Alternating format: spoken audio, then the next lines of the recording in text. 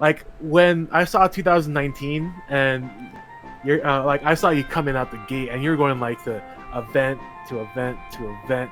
How was that gauntlet like going to like not only the big cons but like the small cons as well, man? I mean, it's all about organization, I guess. Like, to me, at this point, I started doing the whole D-Piddy thing. Oh, I forget what, 2012, right? So, okay, so 2012, and then it wasn't until like 2014, 15 that I actually started like doing these little tours or whatever. By the beginning of last year, to me, it's a job, right? It was a job. It became full time like 4 years ago or 5 years. I forget how long, but it became like I was so used to it. So it was just kind of like, instead of going to work every day, every morning, it was a weekly thing. I was like, all right, got to get to work, got to pack up, got to head to the airport, got to go set up, rest so I could go do my thing the next day. It wasn't like I had to figure out how to adjust, or it wasn't an instant adjustment. It was kind of like my first 3 years just kind of helped me adjust traveling, because I started in LA and then I started going to like Vegas and NorCal, and slowly I just kind of, okay, let's backtrack then. Like back in 2012, when you started to form your identity, why D-Piddy? Like what was the catalyst for that identity? You know? Why D-Piddy, as in like the name itself, or just the persona? Let's go with both. Both? Okay. So the name, it was a variant cover of a Deadpool comic book. And on the do-rag, he was him, and like he was kind of dressed in a very 90s hip-hop like outfit.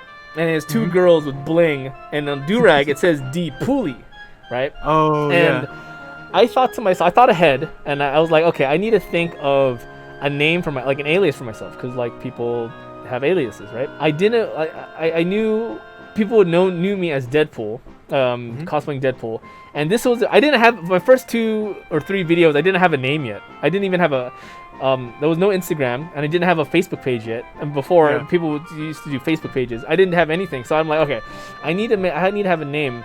And I noticed some people would call themselves like something. There's one girl who goes by Arizona Power Girl, AZ Power Girl, right? Yeah. And there was another guy who called himself like a Big Apple Joker and whatever. But I didn't want to affiliate myself directly to a character, because what if I wanted to do something else? So I didn't want to call myself like SoCal Deadpool, you know? Yeah, exactly. So I was thinking ahead. I was like, okay, so I didn't want to use the Deadpool name, because what if somehow I made it big, and I don't want to get sued by using someone else's name, because I'm not Deadpool. Yeah. I'm this guy cosplaying Deadpool, right? So exactly. I was looking around and I found that cover, and I'll post it up because I'm gonna upload this video later. I'll post it up. This is what the cover is, but it's him doing this, and it says D-Piddy on it. But then that's directly.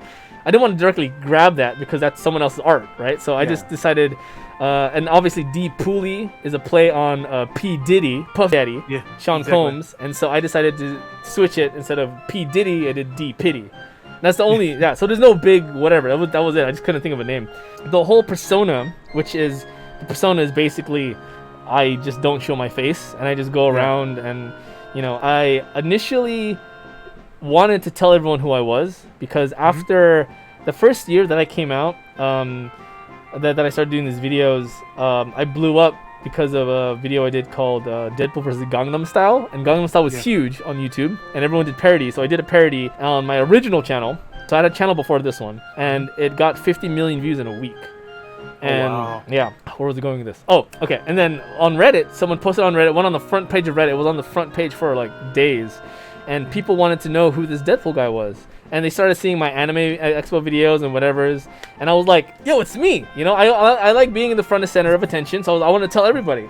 But my friends were like, yo, people are trying to figure out who you are. How cool would it be if nobody knew who you were, and you just went to these conventions and you just like fucked around with everybody, and you just had a blast? And isn't that cool how you have this, anonymity? Like nobody like has no clue who you are. You just like this weird like force that people just have to deal with at these conventions.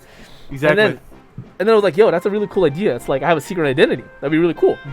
Kind of like, and I don't want to compare myself to like Daft Punk or Banksy or anything, but like they have this like aura, this like weird mystery behind them that kind of adds to their branding. So I'm like, that's a really good idea. After going to more conventions, after like 2 years of doing it, I see some of my friends who are, you know, bigger into the cosplay scene get, you know, they find out what the real name is. So people, they start getting like crazy like friend requests. They start finding out that you know, who they're dating. They end up finding out like who's this person's sister, if their sister's hot, like all these weird, creepy things.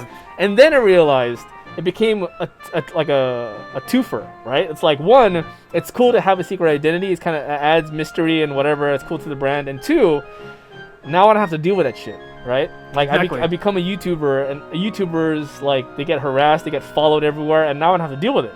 So initially it just became a cool gimmick. And then eventually it became like kind of like a shield. So it became functional. It became the whole secret identity became like a functional, you know, it became a thing that I could actually use that helped me. So exactly. Yeah.